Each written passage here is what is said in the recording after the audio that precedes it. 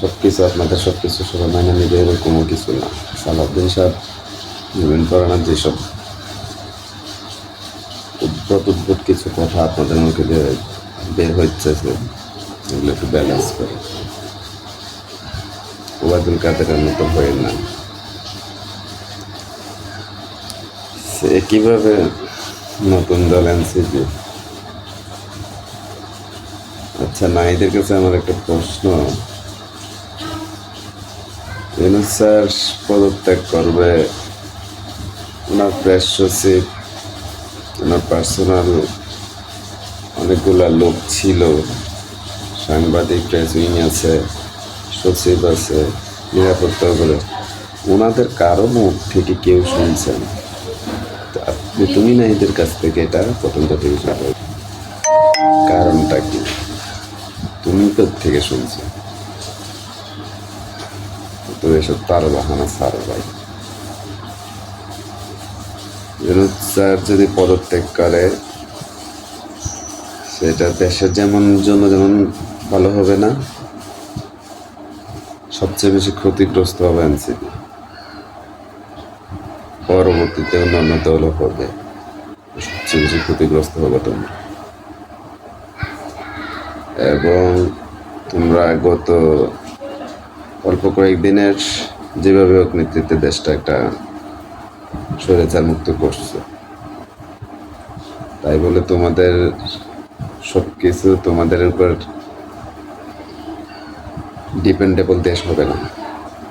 কারণ তোমাদের ওই রকম যোগ্যতা হয় নাই এখনো, যে দেশ পরিচালনা করার মতো তোমাদের ওই রকম যোগ্যতা হয় নাই।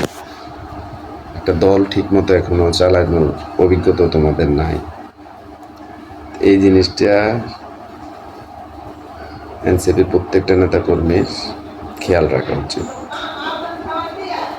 হ্যাঁ, দেশের স্বার্থে অনেক কিছু বলা যাবে, দেশের অধিকারের স্বার্থে, কিন্তু দেশ চালাইতে গেলে কিছু রাজনৈতিক কৌশল লাগে, রাজনৈতিক কিছু সিদ্ধান্ত নিতে হয়। এগুলা আমার দৃষ্টিকোণ থেকে এগুলা মতামতের ভিত্তিতে, সংখ্যাগরিষ্ঠতার ভিত্তিতে করতে হয়। হ্যাঁ, তোমরা হয়তো এখন ইউনূস স্যারের তোমরা নিয়োগ দিছো, ফেভারিট আছো। তোমরা একটা জিনিস, অনেকগুলা বড় বড় দলের বিরুদ্ধে কথা বলতেছ, দেশের ইয়ে নিয়ে কথা বলতেছ। তোমাদের এগুলা এখন কোত্থেকে সাহস পেতেছে? অনেক বড় বড় দলের নেতারা বিরুদ্ধে কথা বলতেছে, এগুলা গণতান্ত্রিক চর্চা। কিন্তু এই মেন্টালিটি বা এই মানসিক সাহসিকতাটা তোমরা কোথা থেকে পাইতেছ? সেটা হচ্ছে তোমাদের চয়েস মতো, বা তোমরা চাইছো এরকম হোক, ইউনূস সরকারে বসে আছে, তাই বলে ওনাকে বিতর্কিত বা ওনার মনের ভিতরের কথা তোমরা প্রকাশ করো কিভাবে জনগণের কাছে? উনিও বলে নাই, উনি প্রেসিংও বলে নাই, কোনো সাংবাদিক, কোনো পত্রিকা বলে নাই, তুমি না এদের মুখ থেকে এই কথাগুলো বের হয়ে আসছে। এগুলো একটু সাবধানতা অবলম্বন করা উচিত। আরেকটা, দেশের সালাউদ্দিন সাহেব বিএনপির যুগ্ম মহাসচিব, প্রথম কথাটা ভালো হয়েছিল যে ইউনূস সরকারকে আমরা পদত্যাগ করুক, আমরা চাই না। দ্বিতীয় কথাটা কিন্তু আপনি ওনার বিকল্প কি আপনারা খুঁজতেন? কইছে কেউ? আমরা দলে কইছি, আমরা নেতাকর্মীরা কইছি। আপনি তো আপনার কার্যক্রমে বুঝাইতেছেন, কোনো একটা প্রশিক্ষিত কোনো একটা গোয়েন্দা সংস্থার সাথে আপনি লিঙ্ক আপ আছে, সাবধান হয়ে যান। বিএনপি 9 বছর ছিলেন না দেশে, আগে অনেক প্রচুর ত্যাগতে দীক্ষা আপনার, কিন্তু অন্তত পক্ষে রয়ের যোগ সাজসে এই দেশে কিছু করতে চাই না। পরিণতি খুব ভয়াবহ। বাংলাদেশ অন্য সকল কিছু বাংলাদেশের মানুষ মানে না, কিন্তু ইন্ডিয়ার সাথে কোনো ধরনের কম্প্রোমাইজ বাংলা জনগণ মেনে নেবে না। এই জিনিসটা খেয়াল রেখে আপনার দলের বা তারেক রহমান আপনার কথায় আরও সিনিয়র অনেকের কথায় 5 তারিখে তো অনেক বিতর্ক হয়েছে। তারেক রহমানের একটা সিঙ্গেল একটা ওয়ার্ডে এখনো পর্যন্ত কেউ বিতর্ক বের করতে পারে না, বিতর্ক তৈরি করতে পারে না। কেন? উনি কি চায়, আপনারা কি চান? অতএব ওই লোকটারে আপনার দেশে আসার সুযোগ তৈরি করে দেন। আপনাদের কথাবার্তা দলের অবস্থা খারাপ করে না, দেশের অবস্থা খারাপ করে না। ওই লোকটা আপনার থেকে আরো 6 বছর আগে দেশের বাইরে। ওই লোকটা কি পরিমাণ ত্যাগ, আপনারও ত্যাগ আছে, দলের কোনো সমস্যা নেই, কিন্তু তারেক রহমানের মোটিভটা বোঝেন।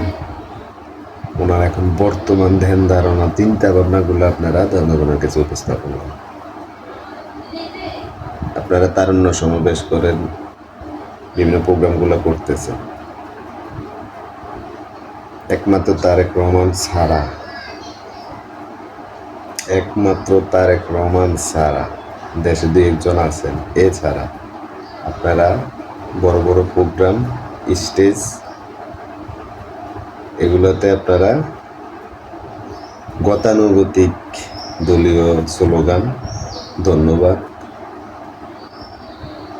প্রোগ্রামের আয়োজককে ধন্যবাদ, তারেক রহমান, খালেদা জিয়াউর রহমানকে ধন্যবাদ, এগুলা ছাড়া দেশের তরুণদের উদ্দেশ্যে, দেশের অর্থনৈতিক উদ্দেশ্য, শিক্ষা ব্যবস্থা, এগুলো নিয়ে কয়টা কথা বলে বা তরুণদেরকে দলের প্রতি আকৃষ্ট করার জন্য কি মোটিভেশন দেয়?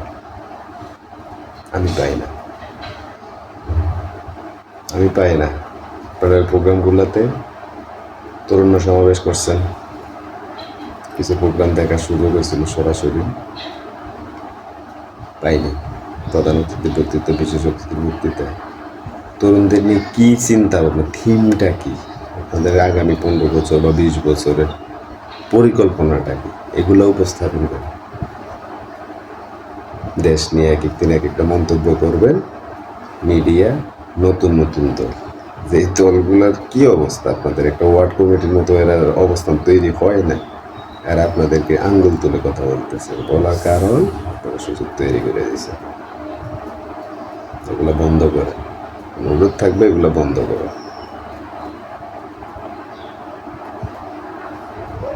তারেক রহমানের কি চাইতেছে ভবিষ্যতে, এগুলা চিন্তা ভাবনা করে জনগণের মধ্যে উপস্থাপন করুন।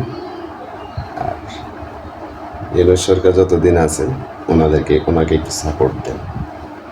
সাপোর্ট দিচ্ছেন, কিন্তু বিদ্যুৎ মাঝে মধ্যে কিছু কথা বলেন, বইলা আমজনতারা, মূলত আমজনতা, জামাতের আছে, এদেরকে আপনারা কথা বলার সুযোগ করে দেন। কিন্তু সবাই ইচ্ছা মতো ফেসবুকে গালাগালে যা পারে করতেছে। কি দরকারটা লাগছে? ভালো